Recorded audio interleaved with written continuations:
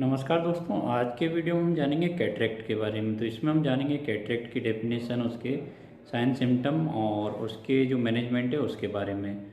और अगला जानेंगे कि जो हम कैटरेक्ट सर्जरी करते हैं तो उसमें हम कौन कौन से इंस्ट्रूमेंट यूज करते हैं उसके बारे में। तो चलिए डिटेल में जानते हैं।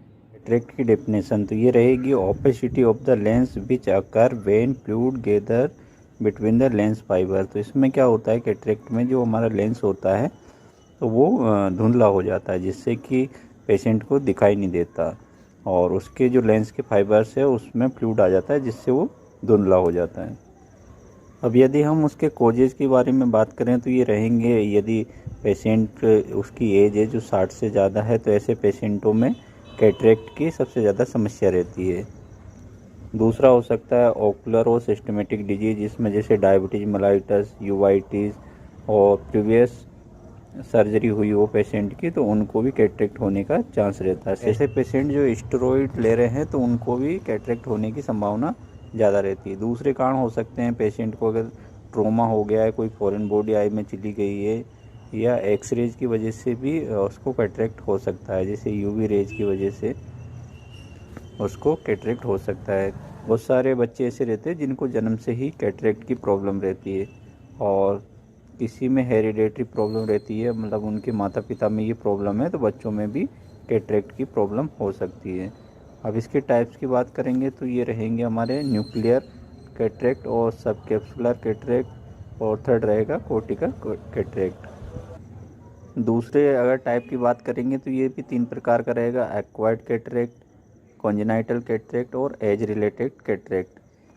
जो एक्वायर्ड कैटरेक्ट रहता है ये जन्म के बाद में किसी को होता है तो उसको हम कहेंगे एक्वायर्ड कैटरेक्ट, और कॉन्जेनाइटल रहता है जो जन्मजात रहता है, जन्म के साथ ही उसको कैटरेक्ट आता है तो वो हो गया कॉन्जेनाइटल कैटरेक्ट। और ऐसे पेशेंट जिनकी एज ज़्यादा हो गई है तो उनको भी दिखने में प्रॉब्लम होती है तो ये रहेंगे एज रिलेटेड कैटरेक्ट।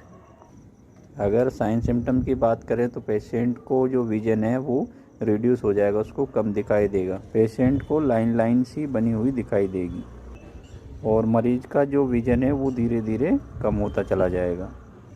अब हम बात करते हैं ट्रीटमेंट की, तो इसका ट्रीटमेंट रहेगा या तो ग्लासेस लगा सकते हैं, पेशेंट को चश्मा लगा सकते हैं तो जिससे उसको कुछ दिखने लगेगा। यदि उससे भी नहीं दिख रहा है तो उसकी सर्जरी करके और लेंस डाल सकते हैं।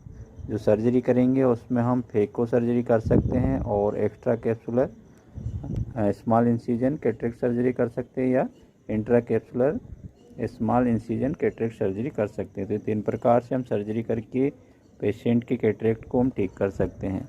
सर्जरी करने के बाद में क्या क्या हम पोस्ट ऑपरेटिव केयर करेंगे पेशेंट की, तो इसमें रहेगा हम पेशेंट को स्टेरॉइड देंगे, स्टेरॉइड ड्रॉप्स आती है तो ये क्या करेगा, पेशेंट की जो आई है उसका इन्फ्लामेशन दूर करेगा, उसमें जो सूजन है उसको कम करेगा। एंटीबायोटिक ड्रॉप देंगे जिससे क्या पेशेंट की आई में इन्फेक्शन ना हो। पेशेंट को कुछ दिन के लिए चश्मा लगा के रखेंगे और पेशेंट को ऐसा काम करने से मना करेंगे जिससे आँखों पे प्रेशर पड़े, और दूसरा कि आँखों में कोई ट्रॉमा ना हो तो उससे बचा के रखना है।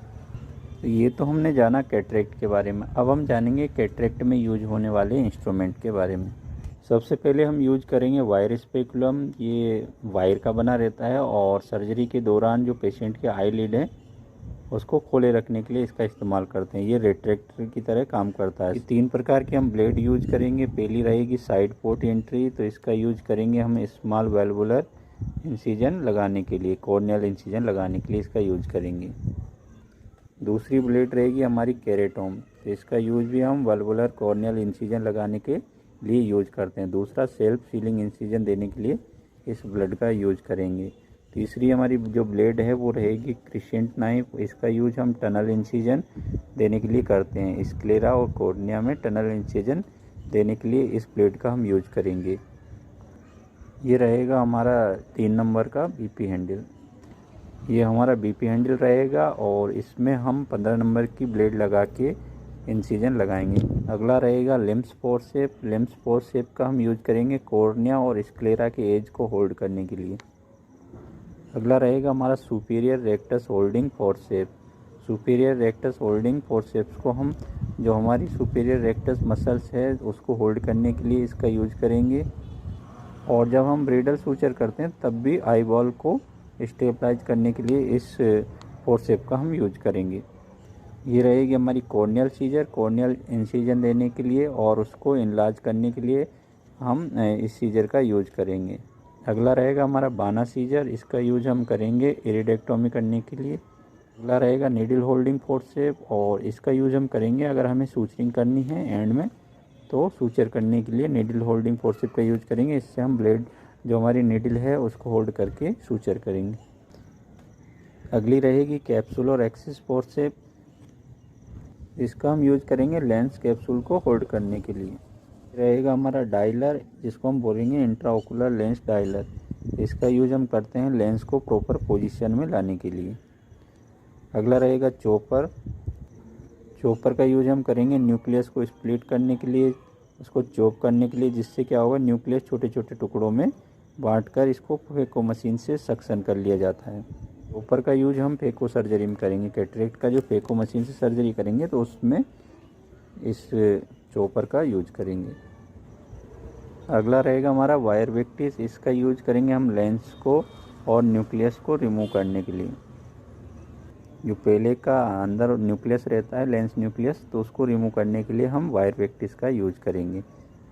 ये रहेगा हमारा कैस्ट्रोवीजो कैलिपर, इसका यूज हम करेंगे कॉर्नियल डायमीटर का मेजरमेंट करने के लिए। दूसरा आइरिस डायमीटर को मेजर करने के लिए भी हम इसका यूज करेंगे। आइरिस रिपोजिटर, इसका यूज हम करेंगे एंटीरियर चेम्बर में आइरिस को रिपोजिट करने के लिए। ये रहेगा हमारा सिमको कैनुला और इसका यूज हम करेंगे इरिगेशन और एस्पिरेशन सक्शन करने के लिए।